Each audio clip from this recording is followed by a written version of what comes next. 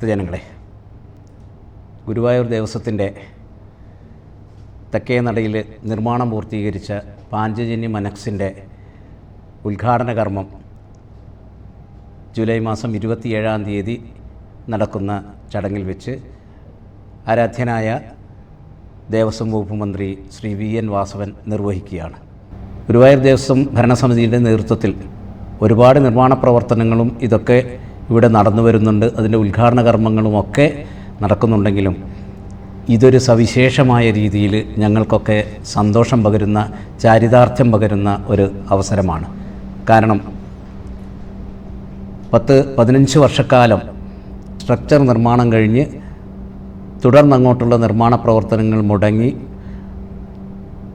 കാറ്റും വെയിലും മഴയും ഒക്കെ ഏറ്റുകിടക്കുന്ന അങ്ങനെയുള്ളൊരു പ്രോജക്റ്റായിരുന്നു, പദ്ധതിയായിരുന്നു ഈ പാഞ്ചജന്യം അനക്സ് പദ്ധതി. ഒരുപാട് സാങ്കേതിക തടസ്സങ്ങളും നിയമ തടസ്സങ്ങളുമൊക്കെ അതിജീവിച്ച് ഈ ഭരണസമിതിയുടെ കാലത്താണ് അതിൻ്റെ നിർമ്മാണം പൂർത്തിയാക്കുവാനുള്ള തീരുമാനമുണ്ടായത്. ഒരുപാട് പേര് ഈ ഭഗീരഥ പ്രയത്നത്തിന് മുമ്പിൽ ഞങ്ങൾക്ക് സഹായഹസ്തവുമായിട്ട് വന്നിട്ടുണ്ട്.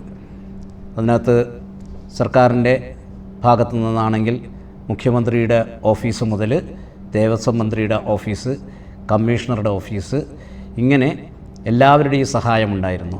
അതിനോടൊപ്പം തന്നെ അവരുടെയൊക്കെ തീരുമാനങ്ങൾക്കും നിർദ്ദേശങ്ങൾക്കുമൊപ്പം ഉയർന്നു പ്രവർത്തിക്കുവാൻ നമ്മുടെ ഗുരുവായൂർ ദേവസ്വത്തിൻ്റെ പൊതുമരാമത്ത് വകുപ്പിനും ഇതിൻ്റെ നിർമ്മാണം ഇത്രയും പെട്ടെന്ന് നിർവഹിക്കുവാൻ കഴിഞ്ഞു എന്നുള്ളതാണ് വാസ്തവം.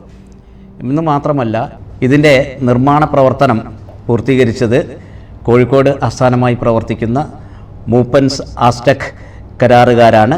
അവരത് വളരെ ഭംഗിയായി സമയബന്ധിതമായിട്ട് തന്നെ പൂർത്തീകരിച്ചു എന്നുള്ളതുകൊണ്ട് അവരോട് വളരെയധികം അഭിനന്ദനമുണ്ട്, കടപ്പാടുമുണ്ട് ഗുരുവായൂർ ദേവസ്വത്തിന്. ഇലക്ട്രിക്കൽ വർക്കടക്കം മൊത്തം 6.5 കോടി രൂപ ചെലവ് ചെയ്തിട്ടാണ് ഈ പ്രവർത്തനങ്ങൾ ഇപ്പോൾ പൂർത്തീകരിച്ചിരിക്കുന്നത്. അത് ഭക്തജനങ്ങൾക്ക് ചുരുങ്ങിയ ചെലവിൽ താമസ സൗകര്യം ഒരുക്കി കൊടുക്കുക എന്നുള്ള വളരെ വിശാലമായിട്ടുള്ള ഒരു കാഴ്ചപ്പാട് അന്നത്തെ 2008 ഭരണസമിതിക്ക് ഉണ്ടായിരുന്നു. അതിൻ്റെ ഭാഗമായിട്ടാണ്